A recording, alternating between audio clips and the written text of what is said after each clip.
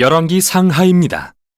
현대 성경엔 둘로 나뉘어 있지만 원래는 하나의 책이며 앞에 나온 사무엘 하에서 이어지는 이야기입니다. 다윗은 이스라엘 지파들을 통일해 왕국을 세우는데요. 하나님은 그의 혈통에서 메시아 왕이 나셔서 열방에 하나님의 나라를 세우고 아브라함에게 하신 약속을 이룰 거라고 약속하셨죠. 열왕기는 다윗 혈통의 왕들의 긴 계보를 열거하는데요. 누구도 그 약속에 부응하지 못합니다. 오히려 그들은 이스라엘을 멸망으로 이끕니다. 열왕기는 5개의 주요 부분으로 구성되어 있으며 그 시작과 끝은 예루살렘에 집중되어 있습니다. 먼저 솔로몬의 통치와 성전 건축으로 시작해서 마지막 부분에서는 예루살렘의 멸망과 바벨론의 포로가 되는 걸로 끝이 납니다. 그리고 이 비극에 이르는 과정이 3부분으로 나뉘어지는데요. 어떻게 이스라엘이 두 왕국으로 분열됐고 하나님이 선지자들을 보내 이스라엘의 타락을 막으려 얼마나 애쓰셨으며 결국 이스라엘의 죄 때문에 바벨론 포로를 면할 수 없었음을 설명하죠. 1, 2장은 연로한 다윗이 아들 솔로몬에게 왕위를 물려주며 시작됩니다. 그가 솔로몬에게 남긴 마지막 말은 모세가 여호수아에게, 사무엘이 백성에게 한 것과 매우 비슷합니다. 언약의 계명에 신실하고 이스라엘의 하나님께만 충성하라는 명령이죠. 그러나 이 말은 뭔가 공허하게 들립니다. 이후 다윗과 솔로몬이 새 왕국을 견고히 하기 위해 정치적 암살을 공모하기 때문입니다. 출발이 좋지 않네요. 솔로몬이 가장 빛나는 시기는 하나님께 이스라엘을 이끌 지혜를 구할 때입니다. 그는 심지어 다윗의 꿈이었던 하나님을 위한 성전 건축도 해내죠. 여기서 이야기가 잠시 멈추고 성전 설계도가 자세히 묘사됩니다. 마치 토라에 나온 성막의 모습처럼 온갖 금과 보석, 천사와 과실수의 형상을 만드는데 모두 에덴 동산을 떠올리게 하는 상징들이죠.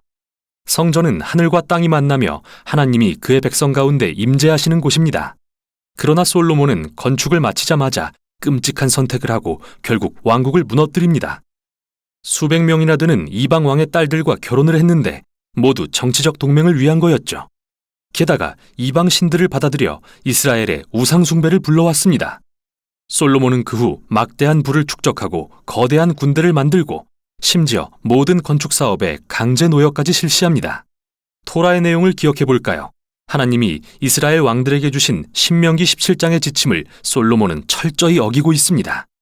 죽을 때쯤 되어 솔로몬은 이집트의 바로 왕을 닮아 있었습니다. 아버지 다윗이 아니라요. 다음은 솔로몬의 아들 르호보암인데요. 그는 자기 아버지와 똑 닮은 행동을 합니다. 권력을 향한 탐심과 욕망, 비극이 아닐 수 없습니다. 강제 노역으로 세금을 늘리려 하는 그에 맞서 여로보암이 이끄는 북쪽 지파들이 반기를 들고 일어나 그들만의 왕국을 세웁니다. 이제 이야기가 나뉩니다. 남쪽은 예루살렘을 중심으로 다윗 혈통의 왕이 다스리는 유다가 되고 북쪽은 이스라엘로 불리는 새 왕국이 세워져 이후 사마리아가 수도가 되죠. 여로보암은 새롭게 두 성전을 짓고 남쪽의 솔로몬 성전과 겨루기 위해 성전마다 금송아지를 놓고 이스라엘의 하나님이라고 합니다. 출애굽기 32장에 금송아지를 떠올리지 않을 수 없죠. 이때부터 이야기는 남북을 왔다 갔다 하며 두 왕국의 운명을 추적합니다. 남북 모두 왕이 약 20명씩 있었는데 저자는 이 왕들의 통치에 대해 몇 가지 기준을 들어 평가합니다. 이스라엘의 하나님만을 경배했는가? 아니면 이방신 숭배를 도모했는가? 백성들에게서 우상을 제거했는가? 다윗처럼 언약에 신실했는가? 아니면 부패하고 부정해졌는가? 저자는 이 기준에 따라 북이스라엘에는 20명 중 선한 왕이 아무도 없으며 남유다에는 20명 중 단 8명만 긍정적이라고 평가합니다. 이 부분이 열왕기의 또 다른 큰 목적과 연결되는데요. 바로 이스라엘 역사의 핵심 인물인 선지자들을 소개하는 것이죠. 성경의 선지자들은 점쟁이가 아니라 이스라엘의 하나님을 대변하고 언약 실천을 감시하는 역할을 맡은 자입니다. 왕과 백성들의 우상 숭배와 불의를 꾸짖는 일을 하죠. 그들은 이스라엘은 열방의 빛으로 부르심 받았으므로 토라의 계명에 순종해야 한다고 끊임없이 상기시켰습니다. 선지자들은 이스라엘이 회개하고 하나님을 따르도록 도전했습니다. 가운데 부분에서는 하나님이 선지자들을 일으켜 각 왕들에게 책임을 물으십니다. 가장 유명한 선지자인 북이스라엘의 엘리야와 제자 엘리사, 이들은 책의 중심에 등장하죠. 엘리야는 사막에 살던 광야의 선지자로서 북이스라엘의 아합 왕과 가나안 출신 왕비 이세벨과 심하게 대립합니다. 이 부부는 가나안 신인 바알을 들여와 이스라엘이 숭배하게 합니다. 유명한 이야기죠. 엘리야가 450명의 바알 선지자들과 누구의 신이 진짜인지를 놓고 대결을 벌이는데요. 양쪽 다 제단을 쌓고 각자의 신에게 기도했지만 오직 이스라엘의 하나님만 불로 응답하십니다. 이 일 후 아합이 왕권을 이용해 이스라엘 농부를 죽이고 그 집안의 포도원을 빼앗자 엘리야는 다시 불의에 맞서 일어나 아합 가문의 멸망을 선포합니다. 엘리야가 이제 선지자로서 자신의 리더십을 젊은 제자 엘리사에게 물려주려 하자 그는 엘리야보다 2배의 능력을 요구합니다. 여기서 흥미로운 사실은 저자가 엘리야의 7가지 기적을 기록한 뒤 엘리사가 행한 14가지 기적을 보여준다는 것입니다. 두 선지자는 분명 주목할 만한 인물로서 동일하게 이스라엘 왕들의 우상 숭배와 불의에 맞서는 역할을 감당했습니다. 결국 이스라엘을 우상 숭배에서 돌이키는 데 실패했지만 말이죠. 다음은 북이스라엘에 일어난 피해 혁명인데요. 예후라는 왕이 아합 가문을 멸하는 사건으로 시작됩니다. 예후는 처음에는 하나님의 명령에 따른 거였지만 통제불능에 이른 그의 폭력성은 정치적 암살과 반역의 소용돌이를 일으키고 이스라엘은 회복할 수 없는 지경이 됩니다. 이후로 반란은 멈추지 않죠. 또 모든 왕이 이방신을 숭배하며 끔찍한 불의를 저지르고 결국 열왕기하 17장에 이릅니다. 악하고 거대한 제국 아수르는 북이스라엘을 침략하고 정복합니다. 수도인 사마리아는 함락되고 이스라엘 백성은 쫓겨나 고대 세계 곳곳으로 흩어지고 말죠. 17장이 중요한데요. 저자는 이야기를 멈추고 지난 일들에 대한 선지자적 묵상을 제공합니다. 그는 북이스라엘의 멸망이 우상 숭배와 언약에 불순종한 백성과 왕들의 불의 때문이라고 비난합니다.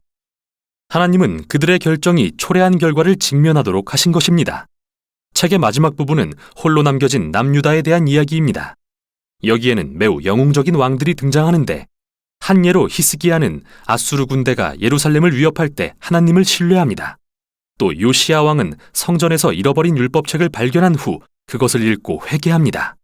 그리고 종교개혁을 단행해 우상 숭배와 가나안의 영향력을 제거합니다. 그러나 유다는 이미 너무 멀리 와버렸습니다. 이 둘 사이에 므낫세 왕은 역대 최악이었는데 예루살렘 성전에 우상의 제단을 쌓을 뿐 아니라 아들을 제물로 바치기까지 합니다. 그러자 하나님이 선지자들을 보내 종말을 고하십니다. 이스라엘은 돌이킬 수 없게 된 거죠.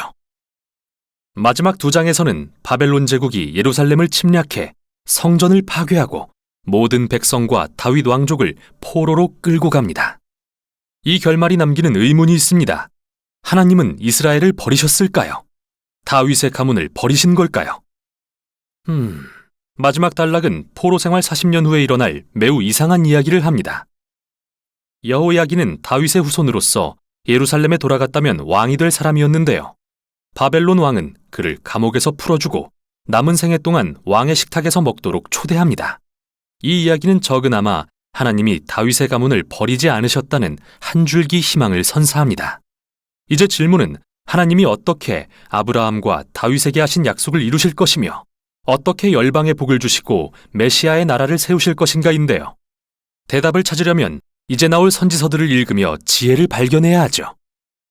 여기까지 열왕기였습니다.